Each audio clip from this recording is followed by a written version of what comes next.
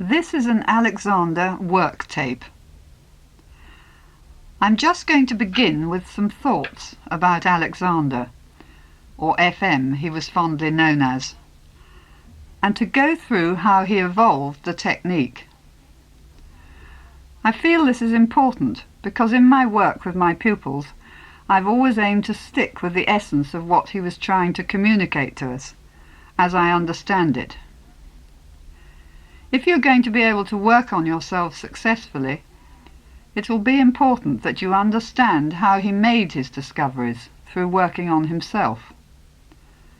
I think and hope that you will find you make similar discoveries about yourselves, knowing something of what he went through. As I'm sure you know, he was an actor, born in Tasmania in 1868, and later went to Melbourne to pursue his career as an actor there.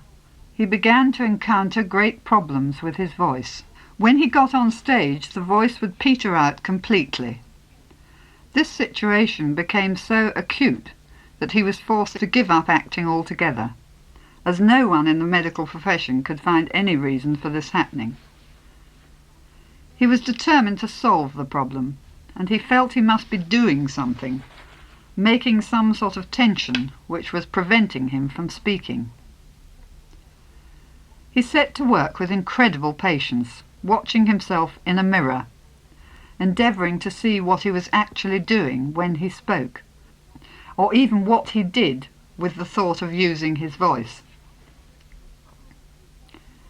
After a great deal of time, he suddenly noticed that his very first reaction to that stimulus to speak was to tighten his neck muscles. This, even though it was a very slight movement, he noticed it had an effect on the whole body. First, when the neck muscles tightened, the head was thrown off balance, back and down, with the chin thrown slightly forward. This in turn tightened the larynx, and from this initial tiny reaction the whole of the body shortened and was thrown off balance.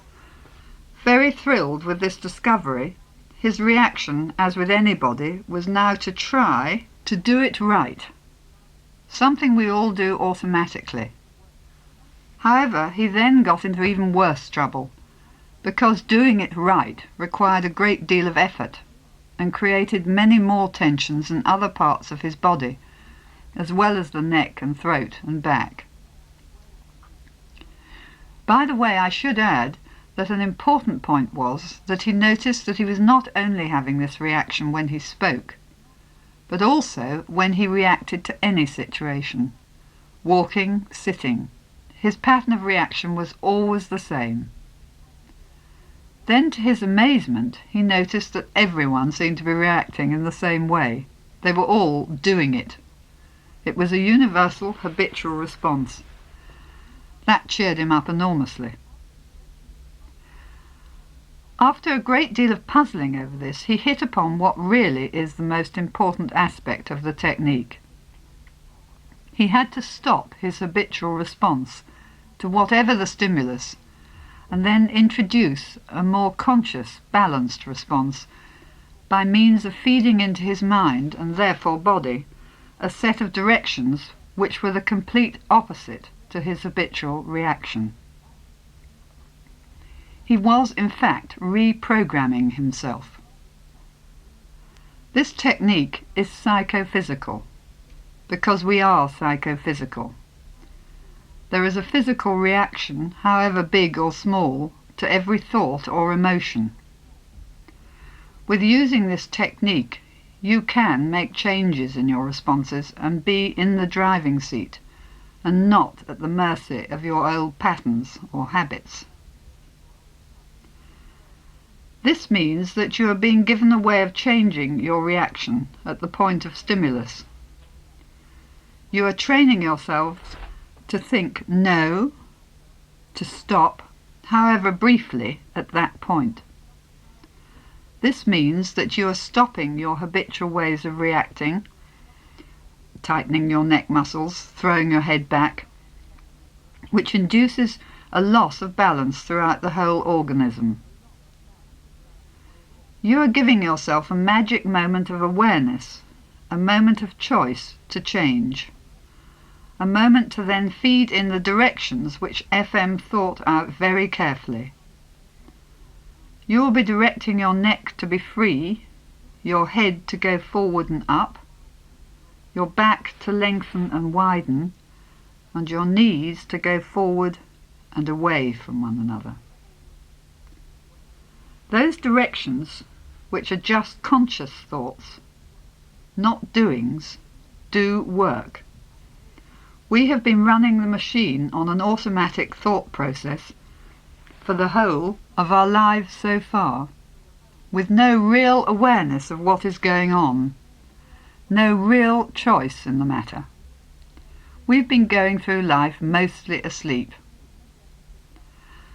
Alexander noticed that he was always what he called end-gaining, always ahead of the game. In his mind, thinking of where he wanted to be, what he wanted to be doing in the next minute, 5 minutes, rest of his life. Never thinking of the means whereby he was going to get there. Never being present. He had worked out a way which enabled him, by using an immediate, instant technique, for bringing himself into the present and changing the direction in which he'd been travelling for a lifetime. T.S. Eliot talks of being at the still point of the turning world, neither from nor towards, at the still point, but neither a rest nor movement, where past and future are gathered. That says it all.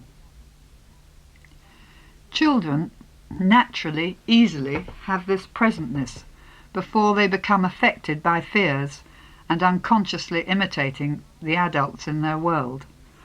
I am hoping that if you use this work tape, that you will be able to make discoveries about yourselves and changes that you might never have thought possible. It is, however, important to realize that initially a course of individual lessons with an Alexander teacher will give you a head start. Then work on yourself, giving yourself time with yourself on a regular basis, will, I promise you, help you reap the benefits. Alexander's dream was that the technique should be taught in all schools, especially when the children reach adolescence, preventing those bad habits forming and taking root. Some people mistakenly think that the sole value of the technique is for bad back sufferers. I certainly was given that impression initially, as my back was damaged by a riding accident when I was a child, and I would, I think, be in a wheelchair but for the Alexander technique. I have now been teaching for over 20 years, and mainly my work is with actors and musicians, who, because they need to be super aware of what they are doing, their voices, their breathing, and how they are for their audience, find it of great value. However, I also teach people who have many very different problems, and have come to realize that there is virtually no one who cannot benefit. Anyone who needs to feel more confident about themselves, to value themselves and feel healthier and more energetic, or who wants to make the most of their talents and abilities, will find it gives them a new way of looking at the world. I am now going to talk you through some exercises to help you use the Alexander technique to work on yourself, by yourself, without the teacher's hands to guide you. As I said earlier, it is definitely more beneficial to have had some individual lessons before you use this tape. But even if you have not done so, I hope it will inspire you to find a teacher who can help you really get the benefits.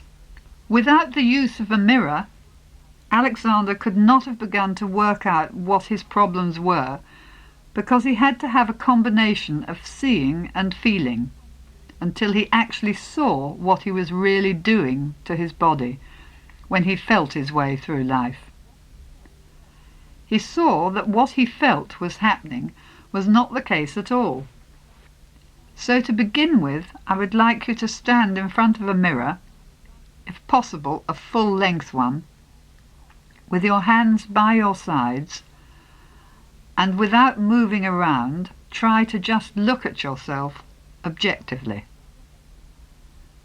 Remember, everyone is crooked somewhere along the line. Most of us hold our heads on one side, have one shoulder higher than the other. The pelvis is not level. We tend to stand on one leg more than the other. Do not give yourself a hard time about it. That is just how you are. It is neither right nor wrong. And it's not a question of doing it right. There is no right way of doing, only a right way of directing. So just observe without judgment, and then perhaps look again after you've done some work on yourself, and see if there's any change. If you do not see it immediately, don't worry. Just persist like he did, and I promise you will see a difference. So now we will begin the exercises. Alexander floor work. Find yourself a comfortable bit of floor, by which I mean on some carpet or a thin layer of foam would be ideal. Lie down on your back with your head on some paperback books, or again some squares of foam are what I use. The height of the books or foam is very important. You will not benefit if you are lying there with your head hanging back and down because the books are too low or so high that they are creating a hump at the base of the neck, or in both places tightening the larynx, affecting the breathing. So try to get that right to begin with. It's usually about a first fingerful of whatever you use. Start off with your legs stretched out, flat, and feet about shoulder width apart. Arms lying loosely at your sides. Begin with just slowly and quietly thinking through the directions. First, no to doing anything, stopping all movement and thought. No to all those desires to wriggle and get comfortable, move. No to all those thoughts racing around in your head. No to tightening your neck muscles, even though it may be very slight. No to the neck falling back and down and the chin jutting forward. No to the back shortening and narrowing. And no to the knees pulling inwards to one another, which is all part of the pulling down, which even if you do not accept that, this is what happens initially. With your increasing awareness, I think you will notice that this is so.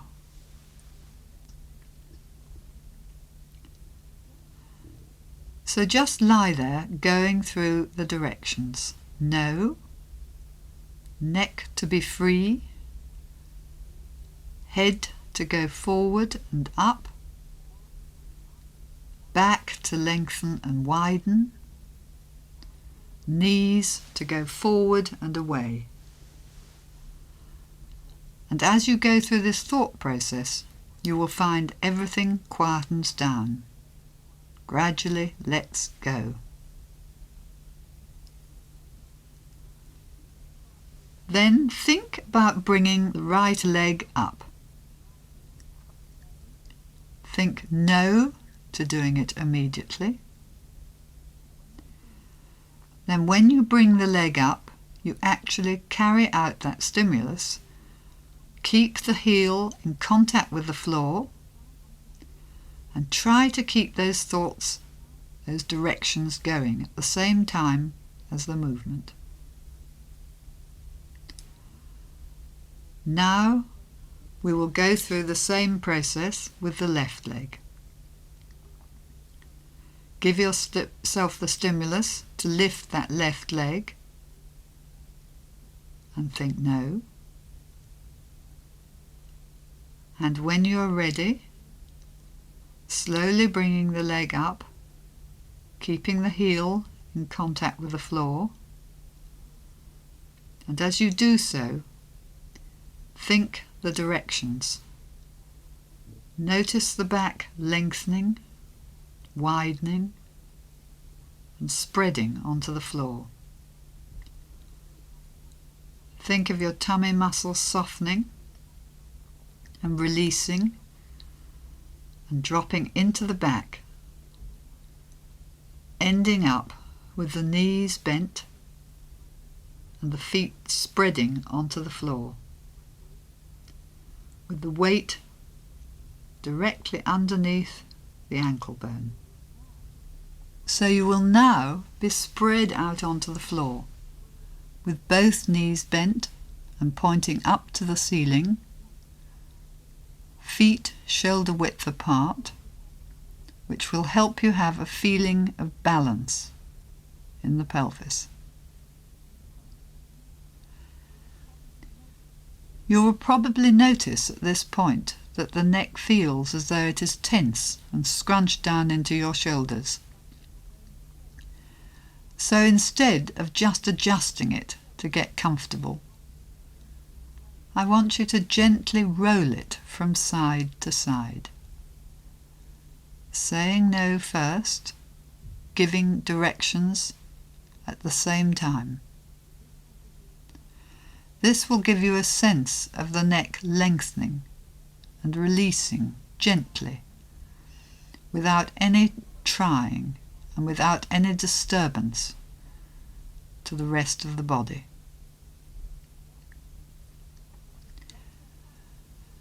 What will happen as you work is that the body will gradually spread, let go, and release onto the floor as you go on directing and not doing. And the neck may often feel tight and tense like that, and your response should be to just come back to saying no and giving directions as you roll it from side to side.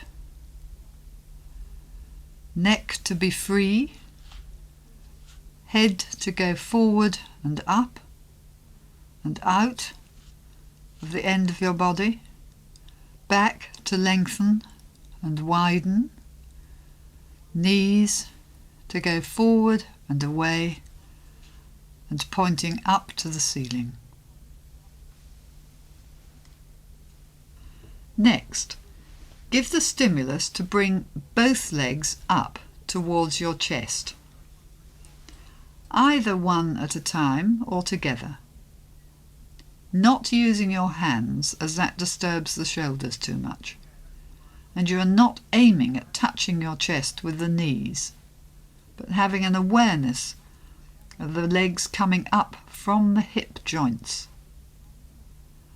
And as you give directions, the back will spread even more onto the ground.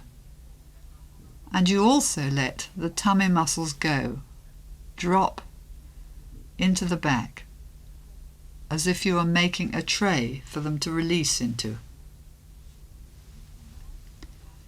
You can now think about bringing the legs down, but wait, do nothing, and when you feel ready, bring the legs down one at a time, keeping the directions going so that the back goes on widening onto the floor. Direct the tummy muscles to release and ending up with the knees bent and feet shoulder width apart, feet spreading onto the floor, with the weight centered underneath the ankle bone. Try to bring those legs down without using the stomach muscles, so that you'll bring them down from the hip joint. And the directions will keep the back spreading onto the floor, and there will be no need to use those stomach muscles.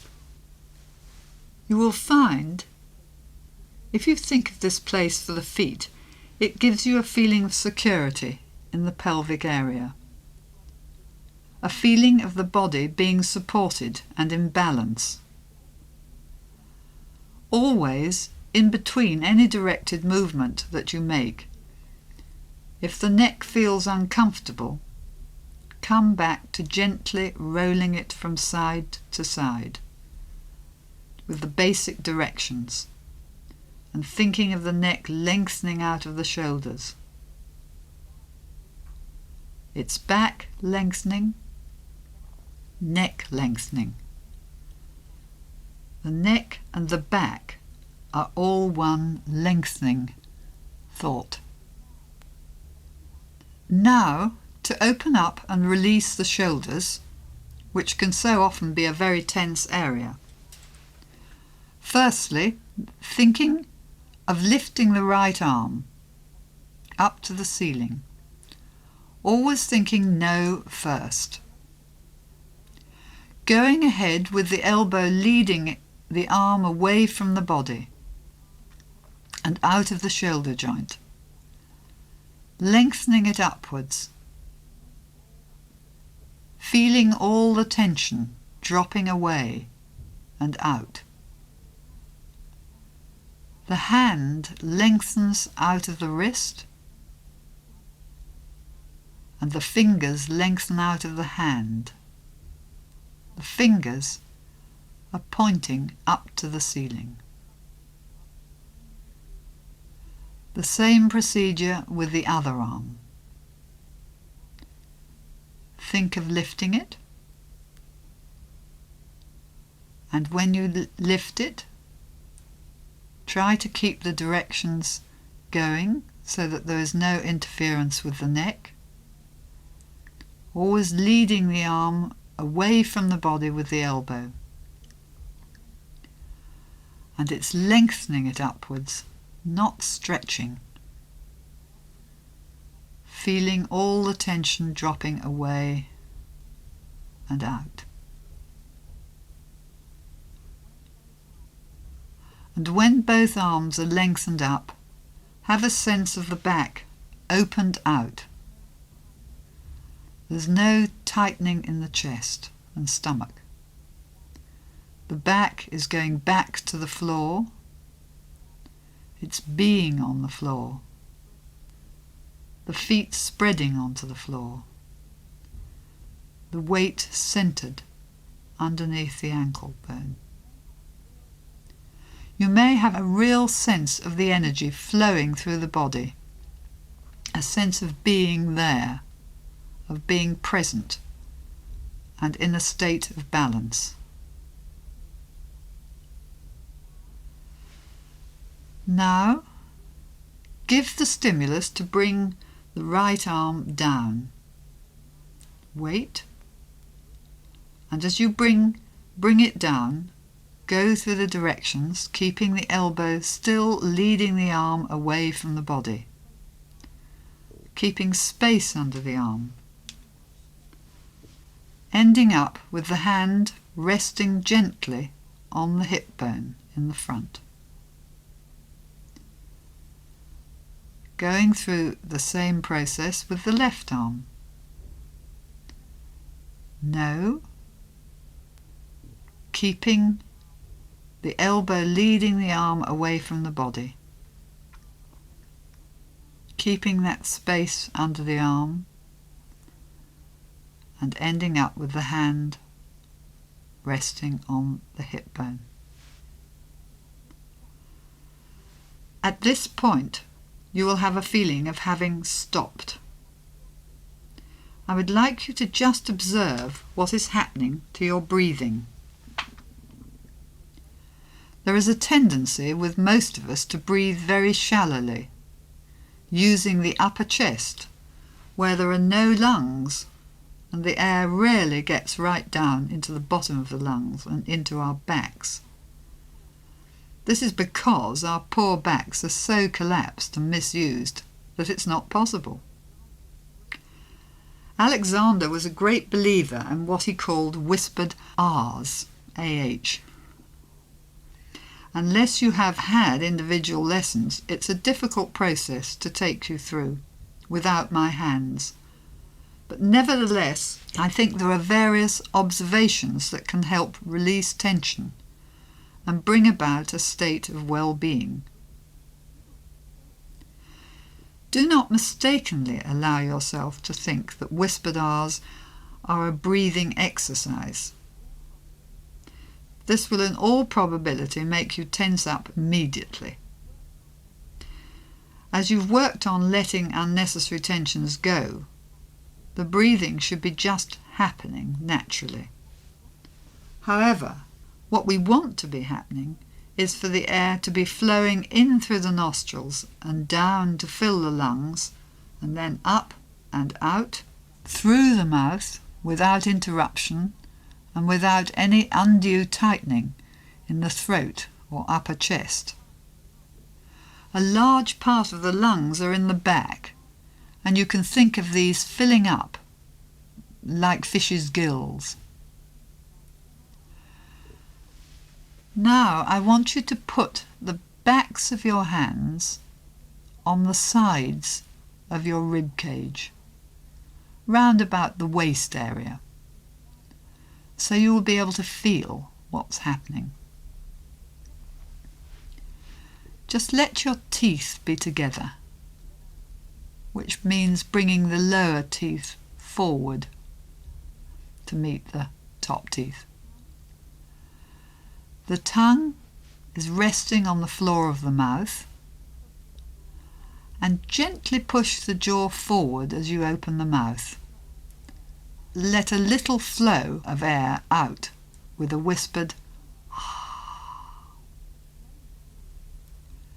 close the mouth and think the ribs to gently expand like bellows, and think the air to flow into your back. It's only a little air in and a little air out, and it's very much letting it flow without effort. After about 10 or more of these, you will find that there is much less feeling of having to do anything. The breathing is just a natural happening. You may find that your voice has changed, deepened, become less strained and more resonant after this, and that there is a general feeling of confidence.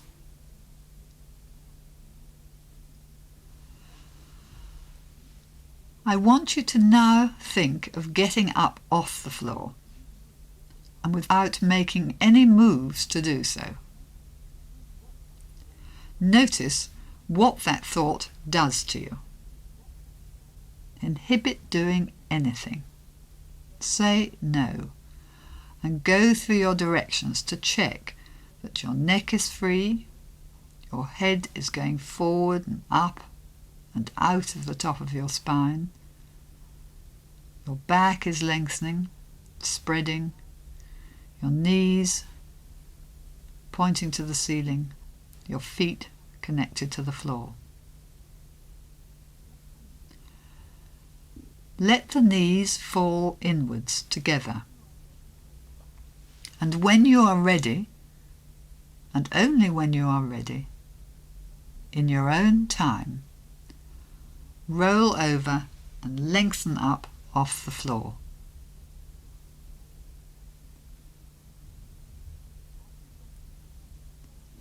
As you lengthen up off the floor, I want you to try to keep the directions going, so that you'll find yourself standing with your feet shoulder width apart and your head going forward and up, and there should be a general feeling of the body really lengthening. Just a few thoughts about standing and walking. You can use Alexander in many of these moments when you are standing around waiting for a bus, or in the checkout at the supermarket, or talking to someone who is boring the pants off you. Stand with your feet shoulder width apart, weight evenly distributed between the two, and on that standing point we have talked about. Then give yourself the directions. Even if there is only time for no and neck free, and making sure that the knees are not tightly braced back, thinking them forward. This will make a space for you to be awake and aware of what is happening to yourself, and make standing much less tiring. I'm now going to take you through the Alexander wall exercise, which is very useful if you can't find a bit of floor to lie down on. You can usually find a wall. So find yourself a convenient wall without any bumps or ridges or things hanging on it. You need to be able to slide up and down it easily. Stand with your feet planted level with each other, about shoulder width apart. Toes turned out slightly, and the heels approximately 6 inches away from the wall or skirting. The placing of the feet is important to start off with, as you need to keep the weight over that point in the feet that I talked about in the previous exercise. Under the ankle, just before the heel, and just before the arch. You need to keep the weight there all the way through the movement. You also need the feet level, because otherwise, when you bend your knees, which you will do, the pelvis will become even more crooked, and we don't want that. Now let your whole back go back to the wall, and just notice how you land. Be careful never to throw your head back to the wall. Always keep a space, however small, between the wall and your head. The reason for this is that you will be pulling yourself up and down the wall with your head and neck and shoulders. You want to avoid any tension in that area. You may find that your bottom is not touching the wall at all, in which case take it back so that it is. This is an exercise to help you open up your backs, especially the bottom part of your back. The back starts at your hip joints, at the top of your legs, and goes up to your shoulders. Your spine starts at your tailbone and goes right up to the top of your neck. And with the direction back to lengthen and widen, that is the whole area that you are affecting. Whatever you feel about the state of your back, shoulders, legs, if the back feels caved in, the shoulders feel crooked, or one side of the body feels twisted round more than the other, do nothing. For a few seconds, do absolutely nothing at all, except give directions to those feelings. So, it's thinking neck to be free, head to go forward and up, as if you are hanging from a thread from the crown of your head. Back to lengthen and widen, and go back to the wall, knees to go forward and away. Remember that you are only thinking those directions. You're not doing it. You can think of the stomach muscles softening as the back widens, releasing tension behind the knees as you direct knees forward, and be conscious of the weight on that standing point. If you go ahead and start making it feel right or comfortable, you'll end up feeling much more tense as a result of trying to get it sorted out and to feel right with the direct doing. You should find that just giving the directions lessens the tensions, and you feel the back releasing back to the wall without you doing anything at all. I would like you to just lightly place one hand on your stomach and leave it there throughout the exercise to help you not use your stomach muscles at all. The back and legs are doing all the work for a change. Then give yourself the stimulus to bend the knees and wait. Think no. And maybe just check through the directions again, as that thought may have made you tighten up. A quick check, no first, neck, head, back, knees, is very often enough. When you feel ready, gently, slowly, let the knees bend forward and away. Because when they bend, they will be going away from one another and out over the toes. Don't bend so far that it is a strain, because sometimes it's a good idea to stay with them bent for a few moments, just directing and watching what tensions you are making and what is happening to the breath. I hope you still have your hand on the stomach to remind those stomach muscles to let go and to let the back widen and go back to the wall and do the supporting. The same process when you need to come up. Give yourself the stimulus to come up. Think no, and keep the directions going through the movement as you slowly lengthen up, keeping the hand on the stomach as the back goes on opening out and supporting, letting go onto the wall. Keep the direction knees forward going, otherwise there can be a tendency to end up bracing them back at the end of the movement, which will collapse your back again. There is no limit to the times you can go up and down the wall. Do go up and down a few times, because every time you do, you will notice the shoulders opening out a bit more, straightening up, the curve in the back will lessen, and each time you will feel, as we say in Alexander jargon, more in your back, more centred.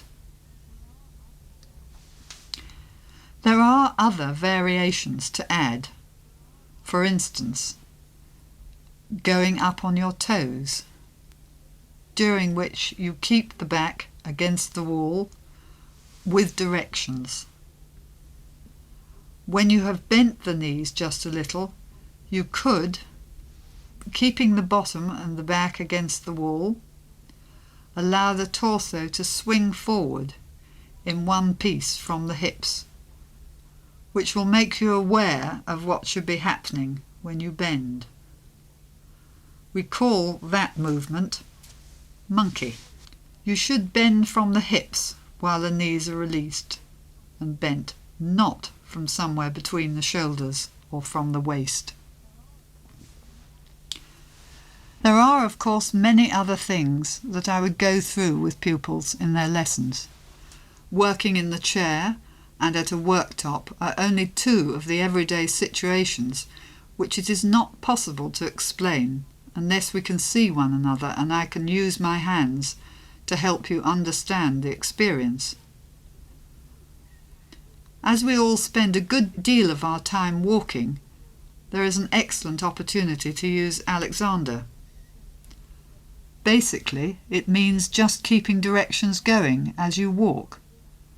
But remember, you are walking using your hip joints, lifting the leg forward from that joint, not pulling yourself along with your head and neck and shoulders. Thinking up all the time, head leading you forward and up. Your back, back, and when your foot lands on the ground, land on the heel and walk through the foot.